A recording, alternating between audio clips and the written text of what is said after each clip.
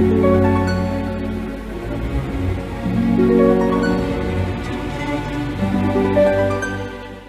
Capricorn, saya dengan Madam Aza. Kita bacakan sekarang kartu tarotnya. Yang pertama untuk karir, bisnis, dan juga peruntungan ataupun finansial Capricorn.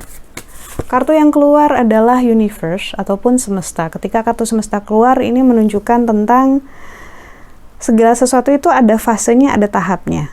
Seringkali kita pengen cepet-cepet gitu ya, tapi kalau belum saatnya, belum bagus hasilnya, belum maksimal. Jadi terkadang yang kita bisa lakukan hanyalah investasi energi itu, maksudnya bekerja, kita pikirin, kita cari alternatifnya, kita cari solusinya, dan kita kerjakan dengan tekun, dengan konsisten gitu ya.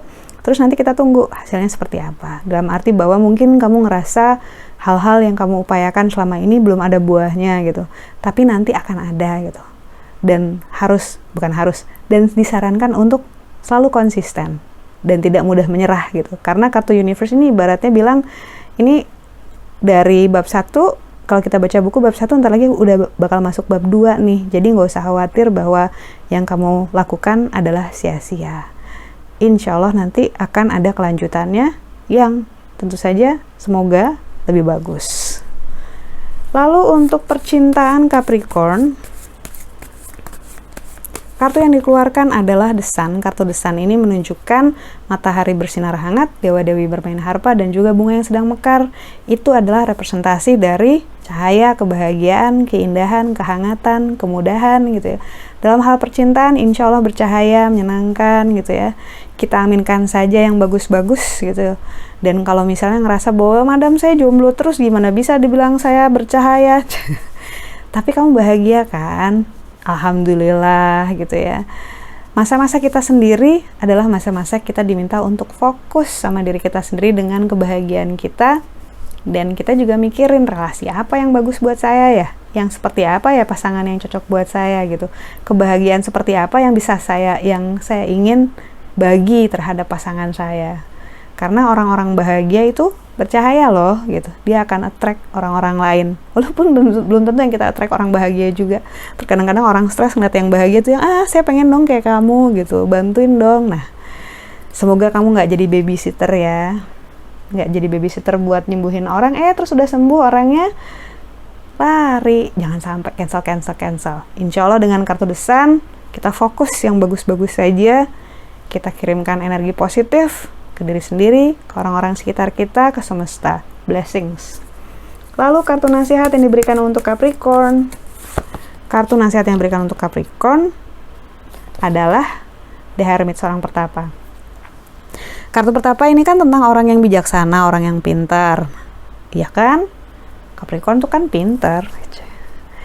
Namun kartu The Hermit juga meminta untuk kita aware dengan baggage kita, emotional baggage kita. Masih ada nih yang dari masa lalu yang kebawa ke masa sekarang. Coba diingat-ingat, apa kamu ada trauma, masih ada perasaan. Kesannya ngomong trauma udah banget ya Madam. Bukan trauma ya, ngomongnya kayak, kalau saya sih ngomongnya, saya sebenarnya nggak suka ngomong energi negatif, energi positif. Sama kayak saya nggak suka ngomong cahaya. Misalnya saya ada orang yang membawa cahaya gitu. Enggak. Sebenarnya energi negatif itu kan experience, dan semua experience itu berharga. Namun seringkali manusia kalau ngalamin hal yang menyedihkan, marah banget, sedih banget gitu ya, dendam banget gitu, merasa mendapatkan ketidakadilan banget gitu ya. Itu kan membekas, menorehkan sesuatu di dalam hidup kita, ibaratnya scarred gitu ya. Sudah berlalu 10 tahun pun, kalau misalnya triggernya ada, either orang yang mukanya mirip sama pelakunya, ataupun ada cerita tentang dia, atau nggak sengaja rekomendasi di Instagram yang kadang-kadang look note gitu ya. Itu walaupun udah 10 tahun, udah sembuh, itu tetap kerasa sakit gitu kan. Bisa seperti itu kan. Nah, hal-hal itu kita sadari. Karena seringkali tanpa kita sadar, hal-hal tersebut bisa masuk ke belief system kita jadi bikin judgment, keputusan-keputusan dalam hidup yang bisa menjegal diri kita sendiri ataupun menyabotase kebahagiaan kita sendiri. Contoh di masa lalu, cancel ya, di masa lalu misalnya keluarga ada yang berantem terus sampai akhirnya divorce, terus keluarganya nggak terurus gitu ya. dan dirinya sendiri masing-masing nggak bahagia misalnya. Kita melihat itu lalu berpikir bahwa capek-capek nikah, nanti udah nikah, udah ongkosnya mahal, pacaran lama ongkos mahal, terus udah nikah, ribut, berantem gitu. Tetap aja menangin ego masing-masing. Terus akhirnya kita jadi nggak pengen nikah karena takut bercerai. Banyak yang belum nikah udah takut cerai karena di lingkungannya contohnya seperti itu.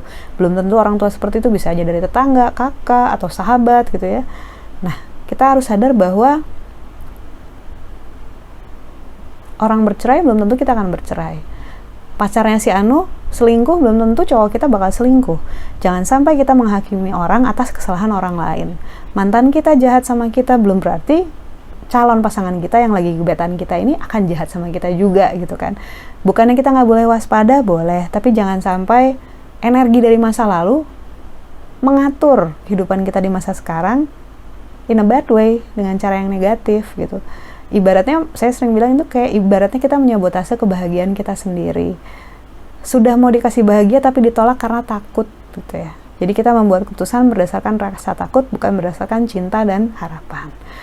Hati-hati, waspada itu bagus banget gitu. Keraguan-raguan, trauma gitu, salah satu dari yang bikin kita sadar bahwa kita jangan ABCD. Terutama misalnya kalau dia abusive ya jangan gitu kan. Tapi jangan sampai membuat kita takut untuk memulai suatu hal yang baru. Jangan sampai membuat kita takut untuk berbahagia karena kita takut kecewa. Sekian bacaannya. Semoga bermanfaat. Kita doakan yang terbaik saja untukmu. Semoga sehat selalu, panjang umur, kaya raya, bahagia, berkelimpahan segala hal yang baik dari Tuhan Yang Maha Esa. Terima kasih. Bantu saya dengan cara di klik like-nya, subscribe, share, dan juga komen.